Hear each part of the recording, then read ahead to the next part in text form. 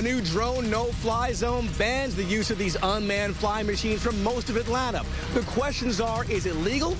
Is it fair?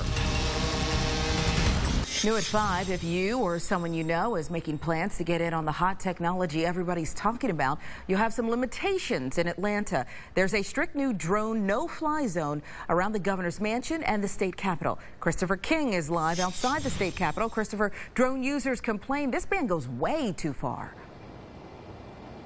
That's right, Sharon. And you see these drones right here? You cannot fly them within a 5-mile radius of the state capitol. Now, take a look up over there.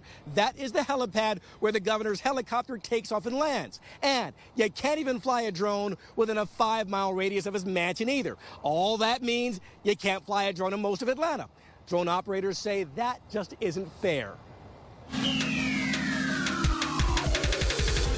They shoot the mesmerizing aerial videos of concerts that amaze you and stunning scenes of fireworks that wow you. But all that could come crashing to earth because of a strict new state policy banning drones from buzzing around the state capitol and the governor's mansion. It's going to be super challenging.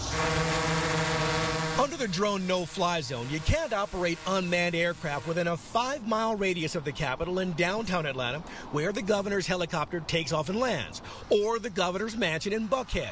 That effectively forbids drones in most of Atlanta. Elliot Augustine runs American Drone Industries. He shoots aerials for movies, TV, and all sorts of outdoor events around Atlanta. All fall within the no-fly zone. It just seems like a silly use of the law. The Georgia Building Authority tells us it's a matter of safety. There's an active helipad at the Capitol. Augustine says ban the drones and you stall business. Georgia is about progress, and it's about technology, and it's about the movie industry, so why put in a ban that's going to affect all of those different industries?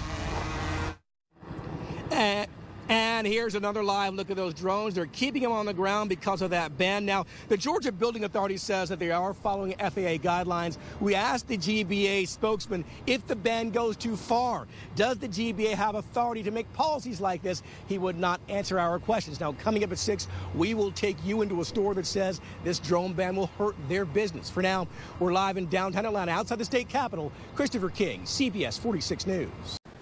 Welcome back. They are the hot new thing. Remote control drones are flying off the shelves, but you won't be able to fly them here in Atlanta. That's because of a strict new ban on robotic aircraft around the state capitol and around the governor's mansion. Christopher King reports that could ground some businesses that rely on drones. Under the new ban, you wouldn't be able to fly a drone like the one that's showing me here in Piedmont Park or pretty much most places in Atlanta. Drone pilots say that just flies in the face of fairness and progress. Maybe you bought one for your kid back during the holidays, or perhaps you got one for your birthday. But if you're thinking about flying a drone in Piedmont Park or anywhere else around Atlanta for that matter, think again. All of a sudden, everybody becomes a thief. The Georgia Building Authority just approved a strict new policy banning remote-controlled aircraft like these quadcopters or drones you see here in most of Atlanta. I think it's kind of a bad idea. Robert Irwin manages Hobbytown USA in Duluth. He sells drones, and he says the drone no-fly zone reaches too far. Most of my customers would not be allowed to play with them because they do live inside the perimeter. The drone ban blocks the robotic aircraft from buzzing within a 5-mile radius of the governor's mansion in Buckhead and within a 5-mile radius of his helipad at the state capitol. The building authority says it's for safety reasons. It's too much restriction for a very safe product. Under the new policy, if you were to operate this tiny little drone within 5 miles of the governor's mansion or the state capitol, you would be violating that new policy.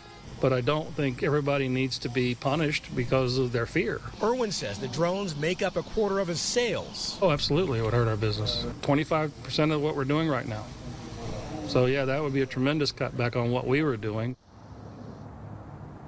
Now, we asked the governor's office how would they enforce the ban. They told us to talk to the Georgia Building Authority.